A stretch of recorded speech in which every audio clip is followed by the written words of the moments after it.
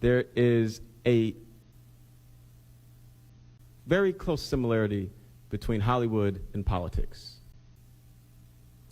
The right wing knows it, the left wing does not. This is legendary cartoonist, writer, and social commentator Aaron McGruder, famous for creating the comic strip and TV show The Boondocks. And he is about to deliver a masterclass in the most important aspect of American politics, optics. Bush #1 was this nerdy guy that nobody liked. He didn't have any charisma. He had a lot of power. But he really wasn't very photogenic. He just wasn't that guy. So they said, okay, we're going to stick you with Reagan. Reagan was a movie star. Everybody liked Reagan, at least everybody white. Reagan made white people feel good. It is truly disheartening that over 20 years have passed since this speech, and the Republicans used the same exact strategy in 2016 with Donald Trump. His celebrity persona helped launder his image enough with the general public that out-of-touch voters could look past his unfiltered bigotry and devastating policies and still vote for him. Why? Image. Be smart enough to understand that it's image. Is it superficial? Yes. Is it silly? Yes. But it matters. I'm going to say this here because it's so important. Al Sharpton's haircut matters. It matters. Because he's running for president. It matters. Should it matter? No. But you know what? It does. That's image. Absolutely spot on. Countless examples over the past 2 decades illustrate McGruder's argument perfectly, including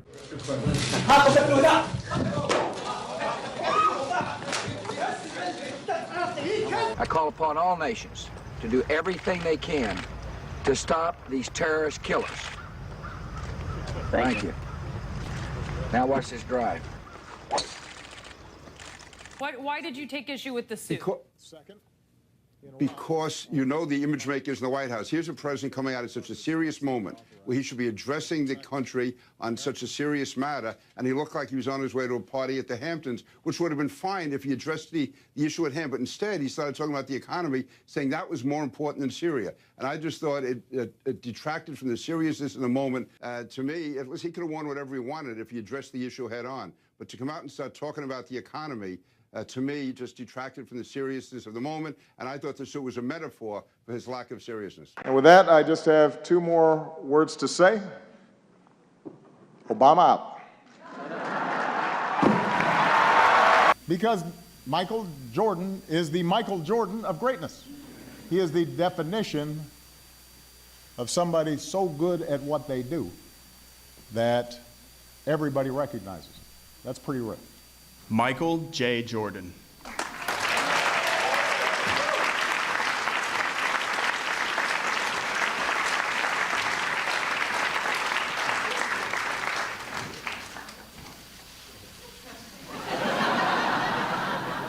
All of the iconic clips we've seen so far show the power of the president's image and the importance of marketing them to the broader American public. In Bush's case, while being a demonic war criminal responsible for the deaths of millions of people behind closed doors, dodging the shoes thrown at him portrays strength and poise under pressure, while his infamous golf clip shows the American voter that he's just another average Joe when not in the Oval.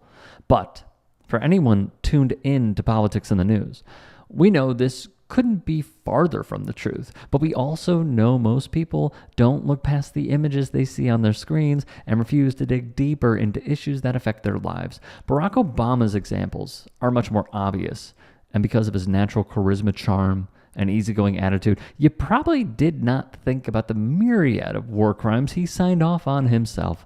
And that's not even talking about how he and the Dems capitulated to Republicans on the Affordable Care Act and failed to pass any meaningful, long-lasting climate change, immigration system reform, gun safety, and criminal justice reform legislation. And there may be no better image to summarize his cool guy appeal than giving Michael Jordan a Presidential Medal of Freedom, which in itself is a marketing device used by the president to gain some positive public relations, whether the recipient is deserving of the recognition or not. So far, 10 House Democrats and 1 Senate Democrat have directly called on the president to exit the race.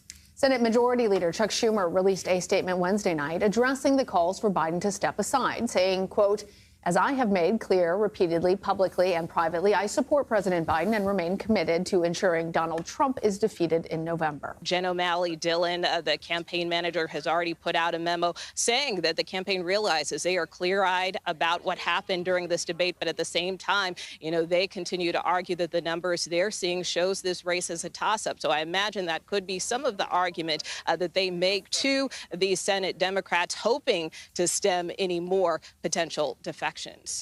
Every time there's a slip, a Vice President Trump instead of Harris, a Putin instead of Zelensky, people will focus on something that might not have even been noticed at past times. And to the extent over the coming months that all the attention is on whether he is fit and able to do this job instead of on Trump's lies, we will be set back. And I think that's why distinguished members of our caucus, the person who would head the Intelligence Committee, who would head the Armed Services Committee, a range of people that have no ideological conflict about the president, who are scattered across the country, are saying, we see the numbers. And Mr. President, just as you deal with the reality of conflict around the world, deal with the reality of the numbers here. And when you look at those numbers, we don't see a path forward for a Democratic Congress and a White House that is occupied by someone of President Biden's skill, but is instead occupied by a criminal and his gang. And we're seeing the same thing today with congressional Dems and the Democratic voter base turning on President Joe Biden after we've seen the toll the past 4 years have taken on him. For us leftists, it was never just about the debate performance, but rather about how the Dem party operates, and Biden's inner circle have seen this coming, let's be real, and for one reason or another, refused to take action to find a different candidate before things got to this point.